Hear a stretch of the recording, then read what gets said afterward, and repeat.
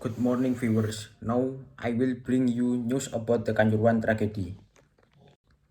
Issue recognition. The Arema versus Persebaya match which was held at the Kanjuruhan Stadium, Malang, East Java on 1 October 2022 become one of the biggest football disaster in Indonesia and even the world. Namely, there was a riot after the longest whistle of the match sounded. In the match that night, Arema was defeated by Persebaya by 1 point, namely 3-2, aside the background of the rivalry that had existed for a long time between the supporters of the two football teams. This was one of the dangers for the supporters to take to the field without heeding the rules, which was the initial cause of the riot. In general, the big point of the riot occurred because of the self-saving action which actually caused supporters to be judged, so that many supporters feel and were tempted and experience a lack of oxygen.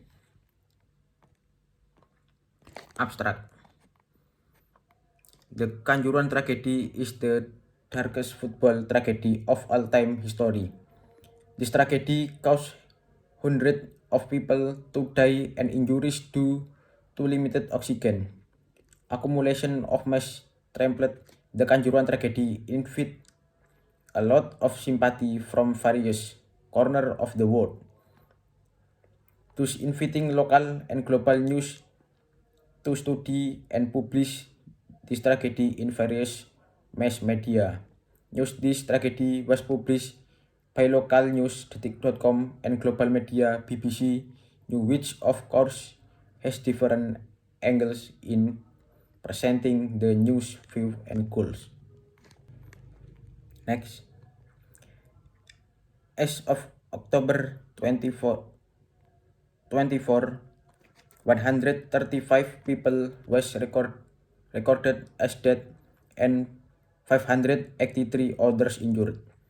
The disaster was the second deadliest disaster in the history of football worldwide after the 1964 Estadio Nacional tragedy in the Peru, which killed 328 people. Thus, this disaster is the deadliest in Indonesia, Asia, and the Eastern Hemisphere. Fact in Kanjuruhan disaster. Number 1. The match was held at Kanjuruhan Stadium, Malang, East Java, date 1 October 2022. Number 2. Arema was defeated by Persebaya with a score of 2-3. Number 3. Supporters took to the field and damaged several stadium facilities. Number 4. The recorded number of victims is known to be 132 people died and 547 people, of whom 481 had light injuries, 43 moderate injuries, 23 serious injuries. Number 5. National Police Chief General Listio Sigit Prabowo is reported to have removed East Java Regional Police Chief Inspector General Niko Afinta. Number 6. The National Police admitted that the tear gas use had expired. Number 7. Police also fired tear gas outside the Kanjuruhan Stadium. Number 8. Intimidation. The survivors received direct through communication means and directly after the incident. Number 9.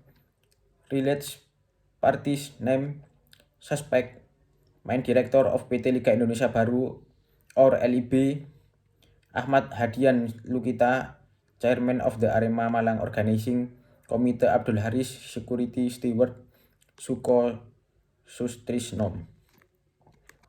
suggestion. Number one, it would be better if the police had another way to stop clashes between football fans rather than using tear gas.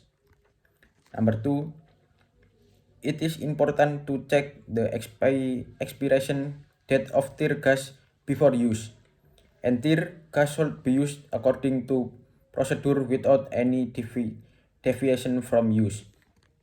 Number three, officers should be more strict in complying with existing regulation. Where there are prohibitions, we should not allow the use of tear gas or firearms to quell riots. Number four, supporters should be more mature, accepting all match result. Okay, thank you for attention. See you. There is no football worth alive. Thank you.